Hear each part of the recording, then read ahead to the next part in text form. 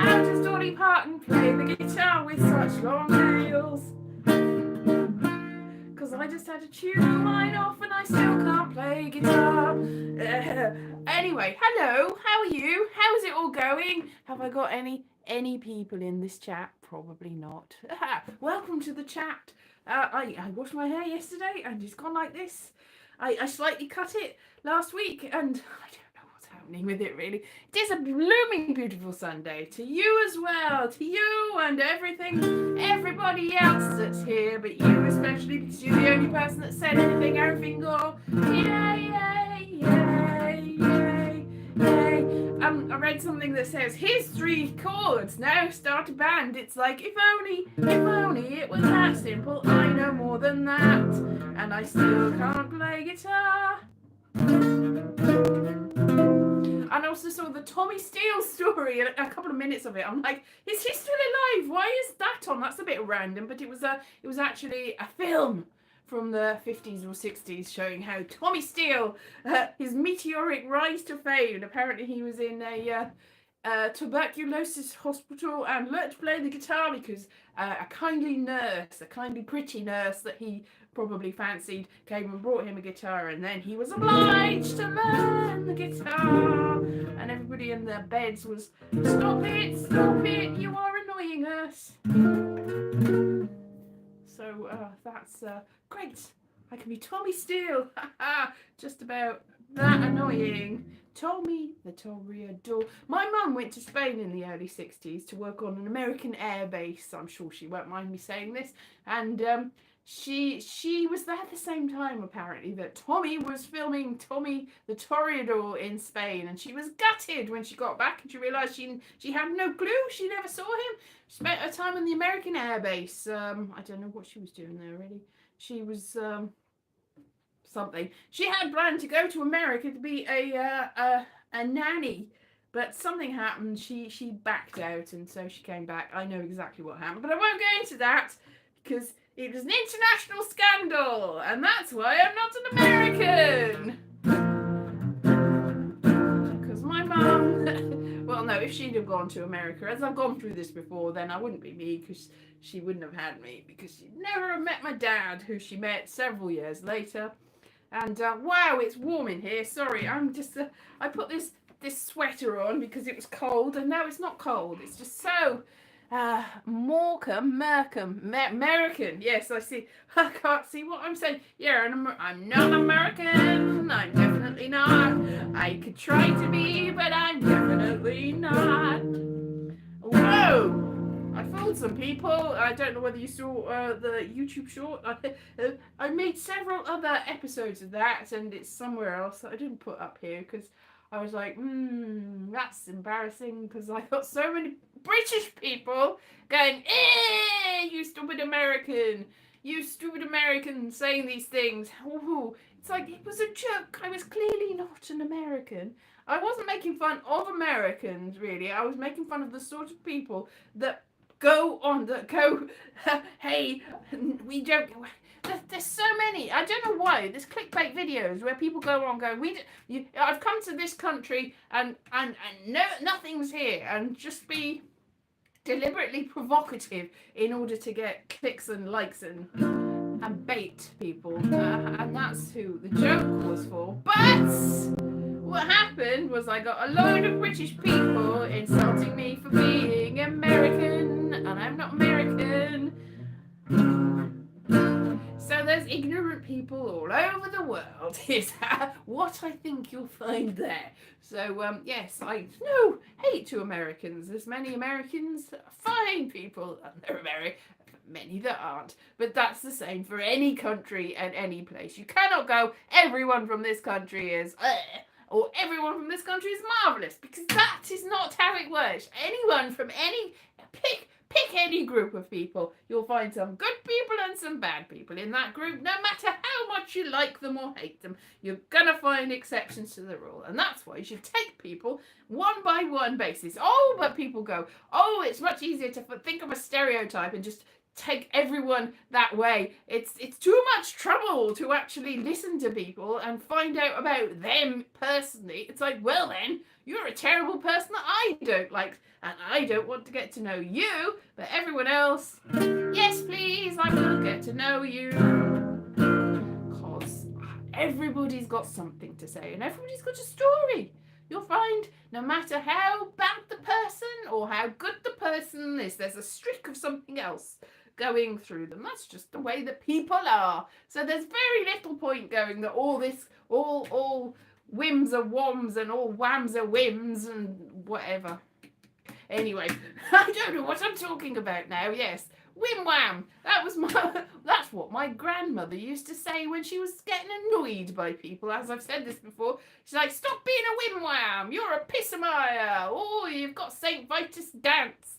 She didn't like people moving about. She liked people to sit very still and not bother her. But I have no idea what a whim wham is. Or I know a pissamire is an ant. And St. Vitus dance is a disease that was prevalent in the Middle Ages, mysterious, but doesn't actually exist, despite the fact that she insisted that her second cousin once removed had it. No, she didn't. You're making it up. You're making it up. Yeah, but she did that. She did that, my gran. She was an interesting person. She was say all sorts of weird things, but mostly annoyance at you generally existing in her presence and annoying her. She was a smoker when I was very young, but I remember going, oh Granny, please don't smoke, I don't like smoking. And she was very annoyed at me, but did give it up, so that's something. It's like children's pressure from people telling you to do something. It's like, well, that was very nice of her to actually listen to me. So I suppose I am an irritant. I irritate a lot of people, and a lot of people. I don't know whether you've had this, people in my chat in your life, that no matter who I'm with, I'm thinking we're getting along, this is all great, I've got so much in common with you, you've got so much in common with me. And then I hear them say, yes, you're one of my odd friends, you're one of the people that I talk to, but despite you being weird and peculiar and strange. And I'm like, excuse me? Because I am not weird and peculiar and strange. I am perfectly normal, although as normal as anybody else, and how normal you are depends on opinions. So yes, ooh, one time I think I probably have, because I remember at school everyone was like, oh, it's so I brought some menthol cigarettes back once, and I tried those, and I was like, not really my thing. And then everybody at my college was doing it, so I was like, I'm bowing to peer pressure. It's like, I may as well give in to this. So I borrowed one from someone else, or had it, really. I couldn't have given it back after. It's one of those things, you can't really borrow it. But I was like, oh, right. And we were in a pub, and I remember a little bit of it fell off and burnt my tights. And I was like, all right, well, that's that then. And that's the last one I ever tried. That was when I was about 18, 19. I must have been 19, because I went to university a year later than everyone else, because I took an extra year, not a gap year, just because I didn't do very well in my exams and I had to resit them, is basically what it was. And I did do some other ones. I was like, no, well, what I'm going to do now is I'm going to apply to Oxford and Cambridge now, and give myself the extra year and everything, and learn Latin and French and all sorts of that, and do an extra psychology A-level. But what actually happened was I did a correspondence French A-level, and they sent me a thing saying, we don't think you're really up to this, which is probably true, because I didn't do any earlier. I was like, I spent a week in France, I spent a month in France actually with my relatives. I can do this. I could not do this. So I dropped that, even though I paid for that. And the psychology, why I dropped the psychology was I was told that I would get, I got A's. I got A's in my psychology. I got very, very good marks in my psychology. And I went, but I'm crappy at things. I'm terrible. I'm a very bad student. The fact you've said that I'm A at this means that you're telling me lies. I'm going to drop this because you're not this, I can't possibly be A because I'm terrible at things. So I dropped that because I did not believe in myself, and I had other things going on in my. So I was like, no, that's it then.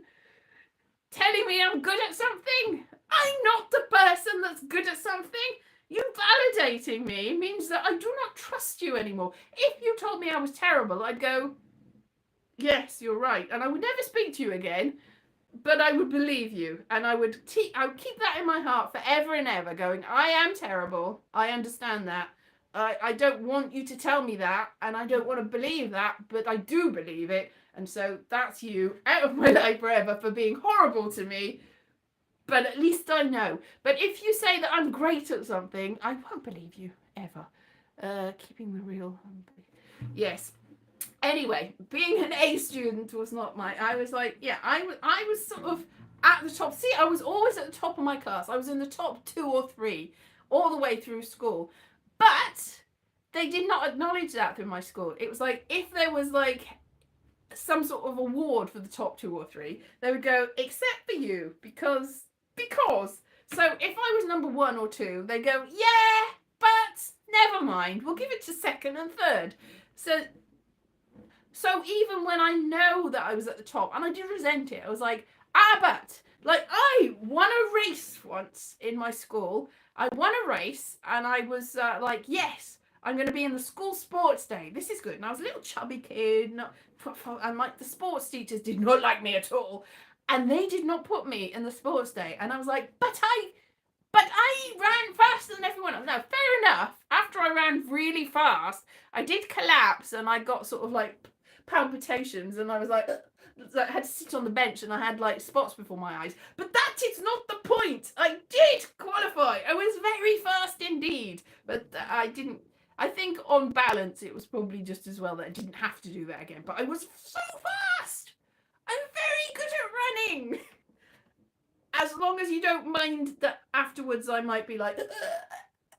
So apart from that, very good at running. So I know things. I know that I'm good at some things. I'm very, very good. And I believe that I'm very good at some things. But if you notice I am, then you should. But I will not believe it if you say it to me. I will not believe it at all.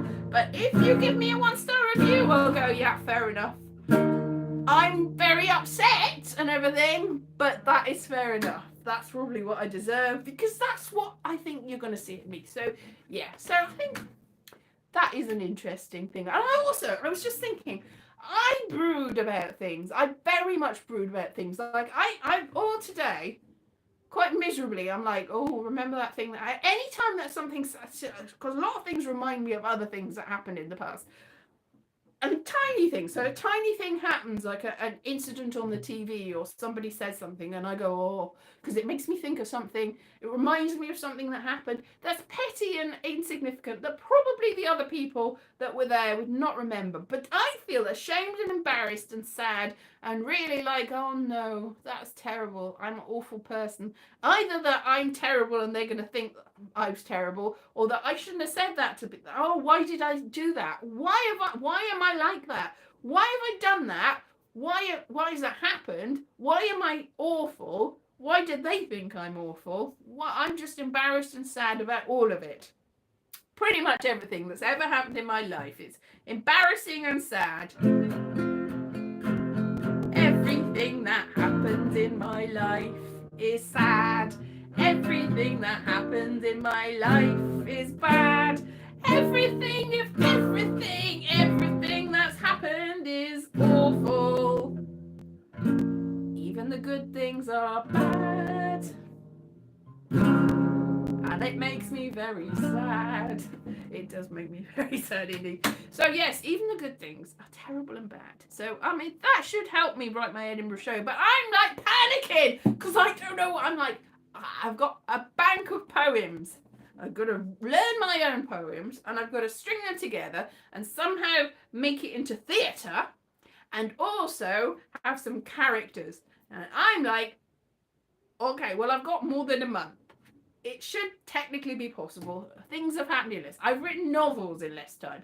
Not that they're good novels, not that I acknowledge they are terrible. I know. they do need editing afterwards, you see. So you do something, it's like, yes, but then I need to actually make that good. Now that's never going to happen. And that is the good thing about me now, is I know it's never going to get any better. So maybe that's pressure taken off me, that no matter what I do, it's going to be terrible. So that's fine. It's like, yeah, I'm just like improvising stuff and everything is terrible. Everything is terrible. Everything is bad. Everything I do, it'll make you mad.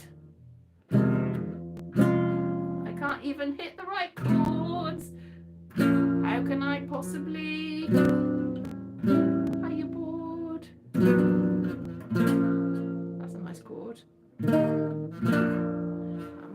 It's the sound that's the problem. I can do the chords, cannot do the things with the other hand at all, no. That's the problem. Bim bom, bim bom, bim bom, bim bom, bim bom, bim bom, bim bom. I'd rather be a hammer than a nail. Yes, I would.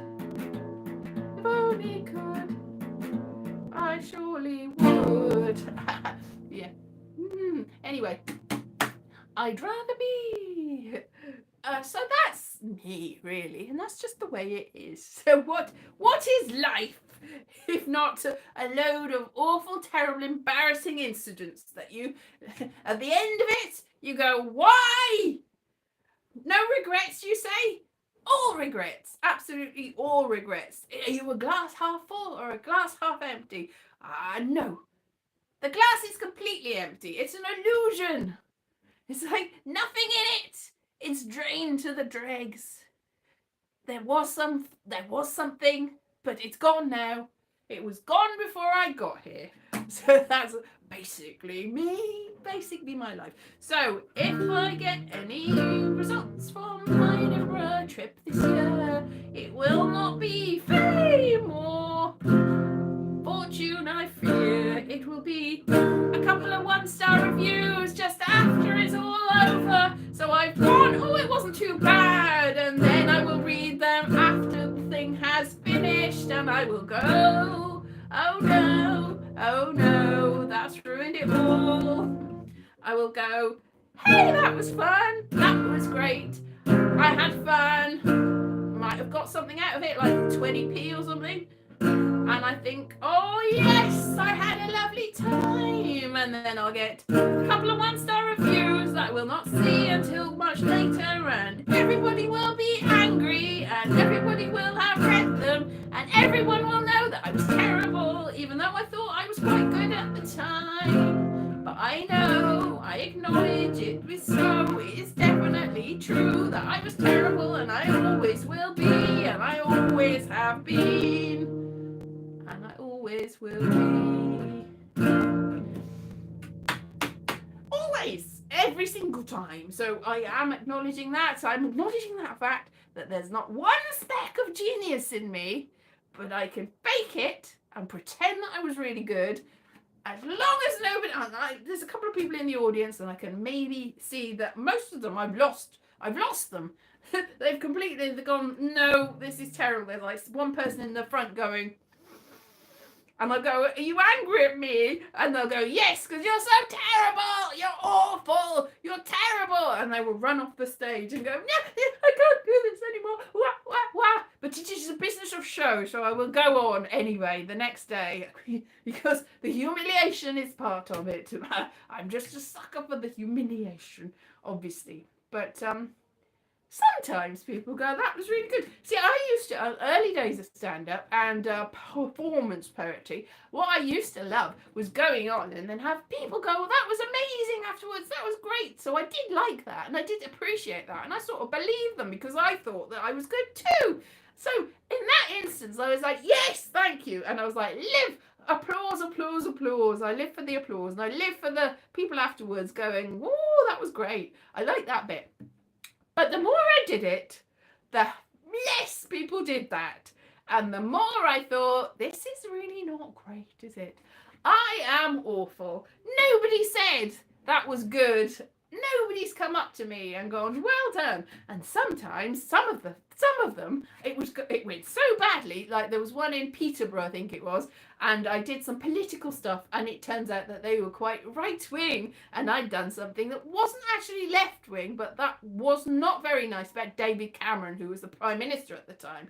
It was just about the way he looked. It was just low blow, really. But it was a funny joke, I thought, but they did not like it. And they were all like, nah, get off. So I got off and I was like, "Wah," and I had to sit through the whole, because it was in Peterborough and I got driven to the gig. So I couldn't have just gone slink away and can I have my money, slink away. But I just had to sit at the back of the gig and just be like, getting increasingly despondent as more people went on and did a lot better than me. And I was very, very, very, very sad.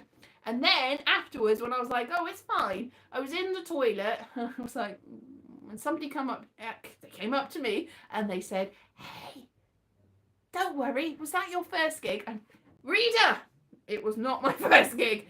And I did get paid for it, but I didn't get as much in my envelope as everyone else got paid. So that was, but then I thought, I'm not going to go back and say, can I have my extra money? Because I was like, fair enough, I was terrible, and that bombed a bomb. The promoters were quite nice. They came up to me and said, we liked it. It's like, well, at least somebody did, because that was bad. And the headliner was quite nice. The headliner has gone on to other things, and they said, oh, well, I saw that you did that political stuff. I'm glad you did that, because I was going to do political stuff, and now I know not to. So at least I was useful in some way. I helped the headliner not go down a bomb. She did very well indeed, but I did not. So that is sad. Funnily enough, Meryl O'Rourke was the headliner, very nice person, and I think there's writes for all sorts of like things, behind the scenes writer, and has got a play coming out at the moment, I think. But what was my point of my story? I can't remember. It was just name drop. Oh yes, I remember it. There was a thing called MoMI that was like the Museum of the Moving Image that was on the South Bank in London, and it was really great. They had a little studio, and I went there and with my mum, and I had this, because I'd actually gone for an audition for something, I think for a drama school or something. But we went to visit MoMI, and I was like, wow! And there was a little studio where you could like film yourself reading the news and see yourself on screen. I was like, wow, that's really great. And there was all sorts of stuff, but they also had like real people there, like reenacting things, and they had somebody being an old-timey like usherette in a film, and then they had like a Russian person next to a train talking about Russian propaganda and theatre. And it turns out that Meryl O'Rourke was one of those people that I had met her all the years before without knowing that, but I remember thinking, wow, this is a brilliant job, that all these people are getting to do like interacting with people and pretending to be these characters and like old-time film stars and stuff, and interacting with you and telling you about them. What a great job. I know what'll happen. I will move to London and I'll get a job like that. I'll get that job and do something else and like live my showbiz dream, and also on the side work at MoMI, and then that'll be great. But then I moved to London, and just as I moved to London, it closed, and they said, oh, we will build it somewhere else, and we will reopen it far along on the South Bank. We've got great plans to build it somewhere else, but they never did, because they ran out of money. So MoMI never ever came back. I know there's a MoMI in America, but that's not the same one. It was on the South Bank in England, Britain, London, and it was so good. And I was so disappointed, so very disappointed. 82, 42, take a look on the bright side, do. See, I missed all that because my chat disappeared. So I didn't see any of that. So I'll go back and look at and see, and I'll go, yes, should have interacted with that, but didn't see it. So that's very disappointing. One of the regrets of my life is that MoMI closed before I actually arrived in London, and I never got to work there. But Meryl worked there, and I met her, so that was quite chuffing.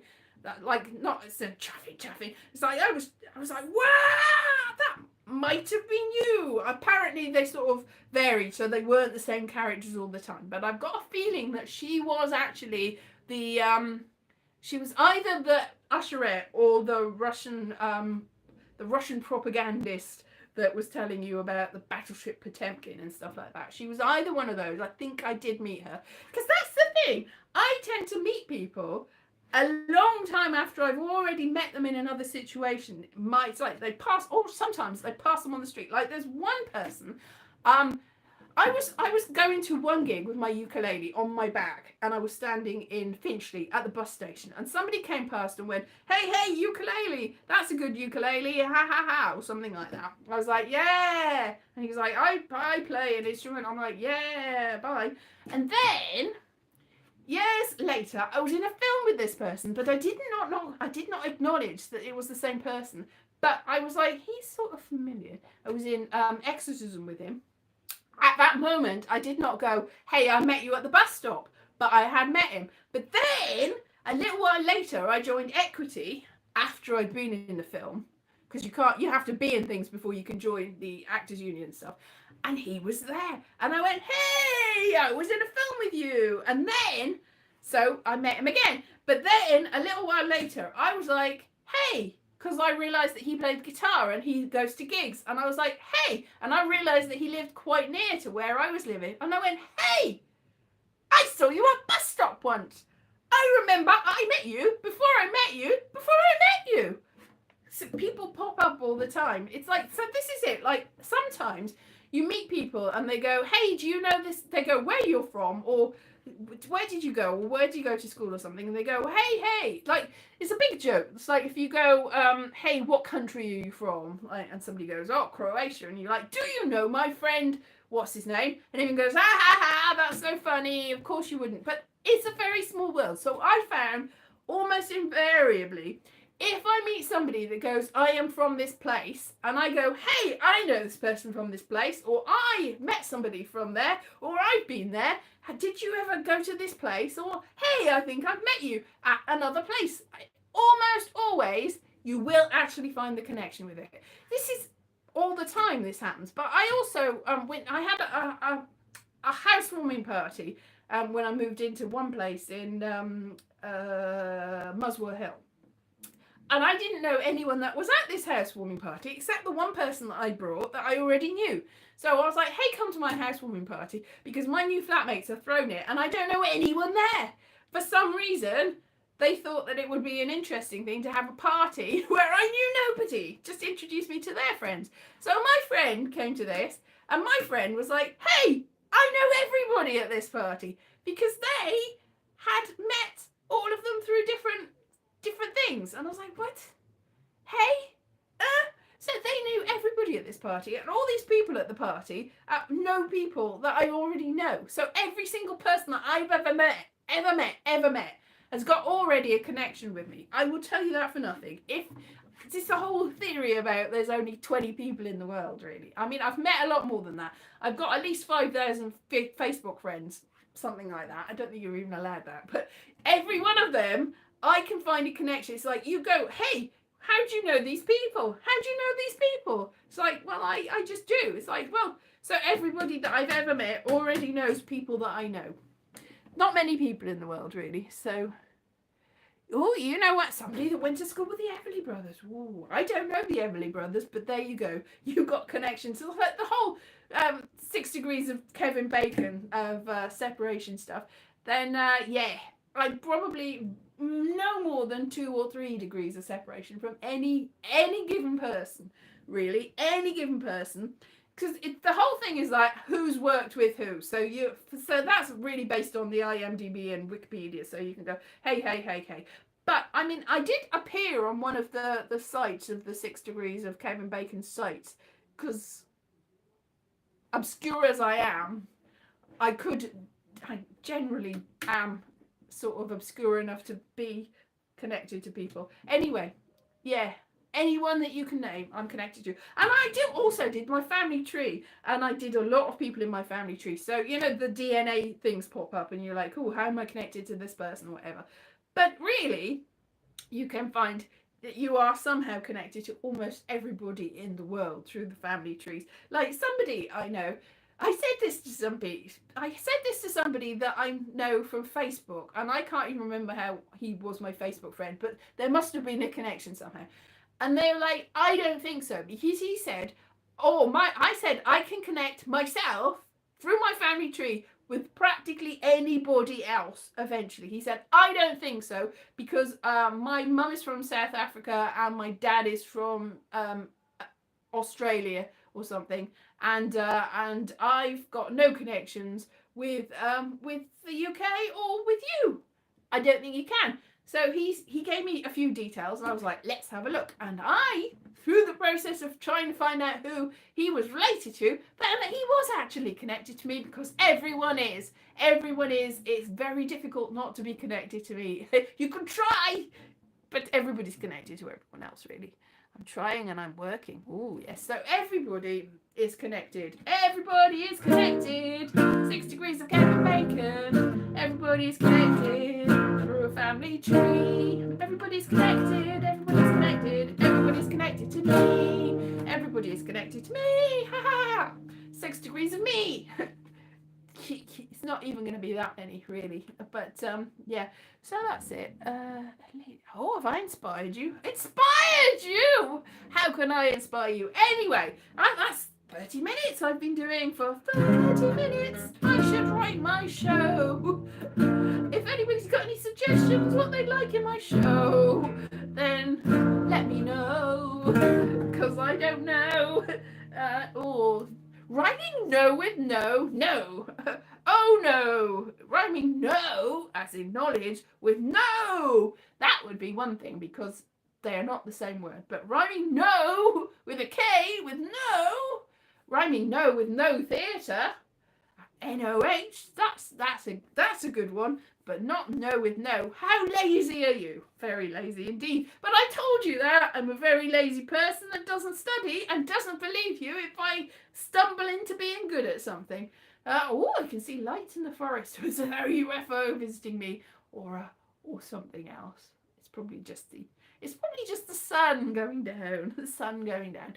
Anyway, so I will see you next week. Will I? Yes, I will. Yes, I will. What am I doing? I don't know. So, yes, I hope you have a good week. June it's not that sunny, to be honest. It's hot and cold. But, yeah. So, yeah, have a good week. Not a terrible week. Exactly. Have a lovely, nice week. And I will see you soon. I miss Philip this week. Philip, obviously, is busy with his life. Funnily enough, Philip was at this party that I told you about. And Philip knew the person that was the person that I bought. So, Philip, who sometimes, but not today, appears in my chat, you will know him, Philip Story, is actually of my acquaintance through a friend. I met him at the party because my friend knew him. My friends all knew him. Everyone knows him. Everyone knows everyone. Proof, if proof be needed. Anyway, I will see you soon. And hello, Philip, if you're appearing. Do you remember that party? It was good. Everybody there was acquainted with everyone else, and some of them are probably famous now, but I can't remember. I think they were. Anyway, bye bye, see you soon. Have a lovely week. Where is it? Okay, bye.